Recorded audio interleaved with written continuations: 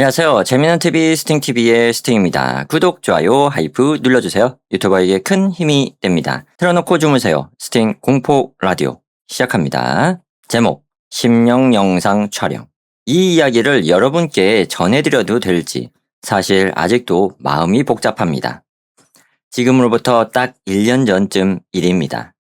저와 친구인 T 그리고 O까지 셋이서 모여있을 때였죠. O가 갑자기 예! 우리 유튜브나 인터넷에 올릴 낚시 영상이나 하나 만들자! 라며 바람을 잡았습니다. 오는 사두고 거의 쓰지도 않던 캠코더를 꺼내왔고 마침 만 18세가 되어 운전면허가 있던 제가 부모님 차를 빌려 산속으로 출발하게 되었죠. 저희가 계획한 낚시 영상은 이런 것이었습니다. 저와 T가 심령 스폿을 탐험하는 척 촬영을 하고 있으면 여장을 한 O가 화면 구석에 아주 찰나의 순간 슬쩍 찍히는 거였죠. 저희는 그걸 전혀 모르는 척 영상을 그대로 올리는 설정이었습니다. 지금 생각하면 정말 철없는 장난이었지만 당시 저희는 신이 나서 어쩔 줄 몰랐습니다. 하지만 셋 다 겁이 워낙 많았던 탓에 진짜 귀신이 나온다는 위험한 곳 대신 그냥 그럴싸해 보이는 깊은 산속을 찾아가기로 했습니다. 오후 4시쯤 출발해 적당히 산길을 달리다 보니 비포장으로 된 으스스한 숲길이 나타났습니다. 그 길을 조금 더 타고 들어가자 넓게 트인 공터가 나왔죠. 저희는 거기에 차를 세우고 O가 숨어서 연출하기 좋은 장소가 있는지 수색하기 시작했습니다. 30분쯤 숲속을 뒤지던 중 저는 공터 안쪽 깊은 곳에서 다 무너져가는 폐가를 하나 발견했습니다. T와 O를 불러 여기서 촬영하면 딱이겠는데? 라고 말했죠. O는 처음에 에이 나 혼자 이런 데에서 대기하는 건 좀 으스스한데 라며 꽁무니를 뺐습니다. 저와 T는 야 이거 네가 먼저 하자고 한 거잖아 라며 놀려댔고 대기해봤자 겨우 10분인데 뭐 어때 라며 설득했죠. 결국 날이 완전히 어두워질 때까지 차 안에서 대기하기로 했습니다. 차 안에서 게임도 하고 잡담을 나누다 보니 2시간이 훌쩍 지나 주변은 완벽한 침묵과 어둠에 잠겼습니다. O가 누나방에서 몰래 가져온 여자 옷으로 갈아입는 동안 저와 T는 적당히 짜맞춘 심령 스폿 괴담을 중얼거리며 촬영을 시작했습니다. 10분 정도 어설픈 연기를 하며 녹화를 진행했고 준비를 마친 O와 함께 본격적인 낚시 촬영에 들어갔습니다. 저와 T는 웃음을 참아가며 필사적으로 겁먹은 연기를 했고 O가 숨어있는 폐가 쪽으로 다가갔죠. 그런데 건물까지 불과 10m 정도 남겨뒀을 때였습니다. 폐가 뒤편에서 O가 갑자기 예! 망했어! 진짜 미쳤어! 빨리 도망쳐! 라고 비명을 지르며 뛰쳐나왔습니다. O의 목소리는 공포로 찢어 발겨진 듯 비틀려 있었고 덜덜 떨리는 손으로 저희의 옷장을 거의 찢어 발기듯 움켜쥐었습니다. 저와 T는 영문을 몰라 멍하니 서 있다가 O의 얼굴이 너무나 새하얗게 질려있자 얼떨결에 함께 죽기 살기로 뛰기 시작했습니다. 차까지 숨이 턱끝까지 차오르게 달렸고 O는 자신이 여장하고 있다는 사실조차 잊은 채 빨리 차 빼! 여기 진짜 위험해! 당장 빠져나가야 해! 라며 저를 운전석으로 밀쳐넣고 본인은 뒷좌석에 찌그러지듯 탔습니다. 무슨 일인지 알 수 없었지만 일단 차를 출발시켜 산길을 빠져나갔습니다. 한참을 달려 포장 들어가 나오기 직전 기이한 일이 벌어졌습니다. 쿵 하는 육중한 소리와 함께 차 지붕 위로 무언가 떨어지는 듯한 충격이 가해졌습니다. 부모님 차가 부서질까 겁이 난 저는 차를 세우고 확인해 보려고 했죠. 그러자 O가 절대 내리지 마! 확인은 나중에 하고 무조건 페달 밟아 제발! 하며 소리를 질렀습니다. 하는 수 없이 다시 출발하려는데 조수석에 있던 T가 제 팔을 억세게 틀어주며 창밖을 가리켰습니다. 야! 저것 좀 봐! T가 가리킨 창밖을 본 순간 저는 숨이 턱 하고 막히고 말았습니다. 숲 한가운데서 수많은 사람들이 이쪽을 향해 걸어오고 있었습니다. 어림잡아 20명은 되어 보였습니다. 모두 고개를 기괴하게 꺾은 채 땅만 보며 천천히 걷고 있었는데 이상하게도 차를 향해 다가오는 속도는 비현실적으로 빨랐습니다. 마치 환각을 보는 것처럼 그들의 발소리는 들리지 않았고 뼈가 마비되는 듯한 한기가 차 안까지 휘감아 들었습니다. 단지 사람이 걸어오는 것뿐이었지만 저에게는 그것이 세상에서 가장 기괴하고 무서운 존재로 보였습니다. 저는 힘차게 엑셀을 밟았고 그 후로는 셋 다 단 한마디도 꺼내지 못했습니다. 한참을 달리자 멀리 고속도로 휴게소 같은 불빛이 보였습니다. 저는 일단 저기 들어가자 라고 말했고 셋은 휴게소 주차장에 차를 세웠습니다. 그제서야 오는 자신이 여자 옷을 입고 있다는 걸 깨달았는지 네, 옷 좀 갈아입게 해줘. 그제야 차 안의 팽팽했던 긴장감이 조금씩 풀렸습니다. 자판기에서 따뜻한 캔커피를 뽑아 마시며 어느 정도 이성을 되찾은 뒤 오에게 대체 무슨 일이 있었던 건지 물었습니다. 오는 이런 말을 했습니다. 오는 저희가 올 때까지 폐가 뒤편에서 대기하고 있었는데 건물 반대편에서 사람 소리가 나길래 저희인 줄 알고 약속했던 창가 쪽으로 이동했다고 합니다. 하지만 기다려도 저희가 오지 않자 슬쩍 길 쪽으로 고개를 내밀어 보았죠. 그런데 길 한가운데 머리가 산발인 할머니 분이 서서 자신을 향해 기분 나쁘게 희죽희죽 웃고 있었답니다. 오는 으스스하긴 했지만 일반인이 서 있으면 촬영을 망친다 싶어 저기요 죄송한데 잠시 딴 데로 이동해 주시면 안 될까요? 라고 말을 걸었습니다. 하지만 할머니는 그저 비웃는 표정으로 오를 노려볼 뿐 아무 반응이 없었죠. 짜증이 난 오가 할머니 바로 앞까지 다가가 아니 진짜 2, 3분이면 된다니까 잠깐 비켜달라니까요 하고 소리를 쳤습니다. 그러자 할머니가 그 기괴한 미소를 유지한 채 오의 팔뚝을 억세게 낚아채더니 그대로 깊은 숲속으로 끌고 들어가려 했다는 겁니다. 오가 이거 놓으세요! 라며 저항했지만 노인이라고는 믿기지 않을 정도의 미친 듯한 악력에 끌려갔습니다. 손가락뼈가 부서질 듯한 강한 압박과 함께 할머니의 손에서 시체 같은 서늘한 감촉이 전해져 파고들었습니다. 그리고 숲속 더 깊은 곳에서 수많은 사람들이 오를 향해 걸어오고 있었죠. 신변의 위협을 느낀 오는 할머니를 발로 걷어차 쓰러뜨린 뒤 무작정 저희 쪽으로 도망쳤던 것입니다. 그것들이 진짜 사람이었는지 귀신이었는지 오는 확신하지 못합니다. 하지만 분명히 정상이 아닌 집단이었습니다. 저와 티가 차 안에서 목격했던 그 집단 역시 말로 설명할 수 없는 이질적인 기운을 내뿜고 있었으니까요. 집으로 돌아가는 길.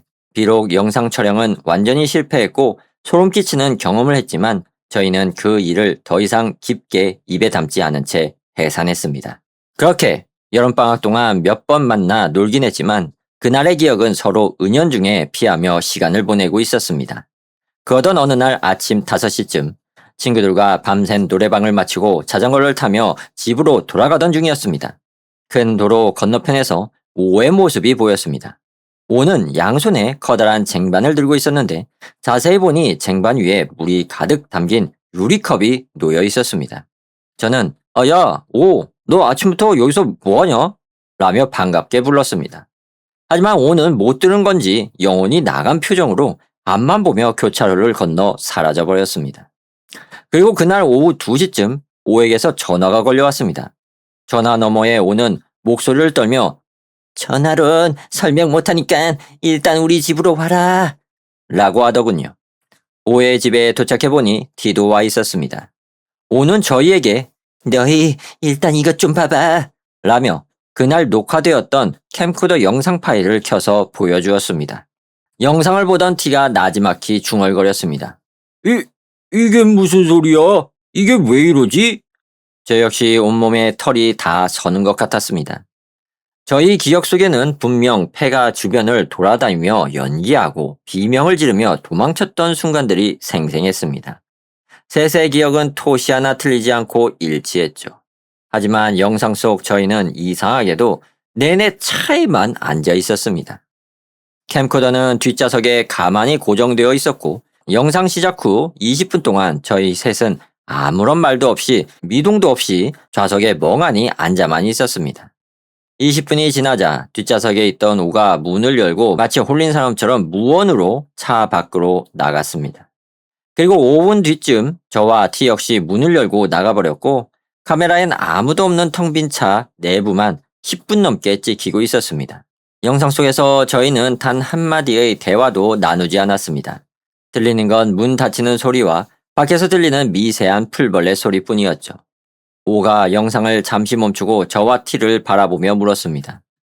너희 이거 어떻게 생각하냐? 저는 어떻게 생각하고 말고가 어디 있어? 이게 대체 뭔데? 라며 떨리는 목소리로 겨우 대답했습니다. 저희의 기억과 영상 속 행동은 완전히 딴판이었습니다. 오는 더 기가 막힌 건 이 뒤야! 라며 다시 재생 버튼을 눌렀습니다. 텅 빈 차 안이 한참 찍히다가 전방 유리를 통해 저 멀리서 걸어오는 사람 형상이 보이기 시작했습니다. 그 형상은 점차 가까워졌고 이내 산발을 한 그 할머니라는 것을 알 수 있었습니다. 오가 저 여자야! 저 여자가 내 팔을 잡았다고! 라며 소리를 질렀습니다. 할머니는 차 본닛에 손을 얹은 채 비틀린 미소를 지으며 차 안을 물끄러미 들여다보더니 다시 왔던 길로 유유히 사라졌습니다. 할머니가 사라진 직후 영상에 결정적인 변화가 일어났습니다. 갑자기 저희가 고함을 치는 소리가 오디오에 덮어 씌워지듯 들리기 시작한 겁니다. 위험해! 도망쳐! 라고 울부짖는 오와 영문을 몰라 당황하는 저와 T의 모습이 찍혔습니다. 마치 차 근처에 가만히 서 있다가 누군가 버튼을 누른 것처럼 급작스럽게 공포 연기를 시작하는 듯한 어색함이었습니다. 그 뒤로는 차를 급발진해서 도망치는 장면까지 찍혔었는데 그제야 저희 기억과 일치하는 영상이 나온 것입니다. 하지만 가장 이상한 건 오의 복장이었습니다. 오는 분명 여장을 하고 있어야 했는데 영상 속 오는 처음부터 끝까지 평범한 사복을 입고 있었습니다. 대체 오는 언제 옷을 갈아입었던 걸까요? 모든 것이 비현실적이고 기괴했습니다. 모두 넋이 나간 상태에서 오가 나지막히 입을 열었습니다. 그리고 오늘 아침 일인데 나 어젯밤에 분명 내 방 침대에서 잠들었거든? 그런데 눈을 떠보니까 내가 근처 큰 천변 다리 위에 서 있는 거야. 양손에 물이 가득 담긴 유리컵을 쟁반에 받쳐들고서 난 내가 왜 거기에 서 있는지 전혀 기억이 안 나. 저는 아침 5시에 오를 목격했던 일을 털어놓았습니다. 아무리 불러도 멍하니 걸어가기만 했던 그 모습 그대로였습니다. 오는 말을 이어갔습니다. 너무 무서워서 겨우 집에 돌아왔는데 머릿속에서 당장 그 영상을 확인해야 한다는 강박이 미친 듯 몰려오는 거야. 그래서 확인했더니 영상이 저 모양이었고 너희한테도 알려야 할 것 같아서 부른 거야. 가만히 듣고 있던 T가 떨리는 목소리로 말했습니다. 야, 이 영상에 들어있던 메모리 카드 더 가지고 있으면 진짜 큰일 난다. 저리 가서 퇴마라도 받아야 하는 거 아니야? 저희는 즉시 근처에 있는 큰 사찰로 향했습니다. 주지 스님을 뵙고 차분히 사정을 설명했죠. 스님은 처음엔 반신반의하는 표정이었지만 문제의 영상을 직접 보시더니 한참 동안 말이 없으셨습니다. 그리고는 이 메모리 카드를 당분간 절에 맡겨두고 가게나 라고 말씀하셨습니다. 저희는 그 찝찝한 물건을 당장 버리고 싶었기에 흔쾌히 동의하고 연락처를 남긴 채 절을 나왔습니다. 다음날 아침 저는 엄청난 충격과 함께 눈을 떠야 했습니다. 눈을 떠보니 제가 오와 똑같이 물이 담긴 컵을 쟁반에 들고 천변 다리 위에 서 있었기 때문입니다. 그리고 제 바로 옆에는 넋이 나간 표정의 T가 멍하니 서 있었습니다. T를 수차례 흔들어 깨우자 T는 헉소리를 내며 정신을 차리더니 나 지금 뭐하고 있냐? 여기 어디야? 라며 경악했습니다. 저도 T도 분명 제 집 따뜻한 이불 속에서 잠들었는데 정신을 차려보니 다리 위였습니다. 저희는 곧바로 오에게 연락을 해 다시 그 절로 달려갔습니다. 스님은 저희의 모습을 보시더니 어느 정도 예상했다는 듯 깊은 한심을 쉬셨습니다.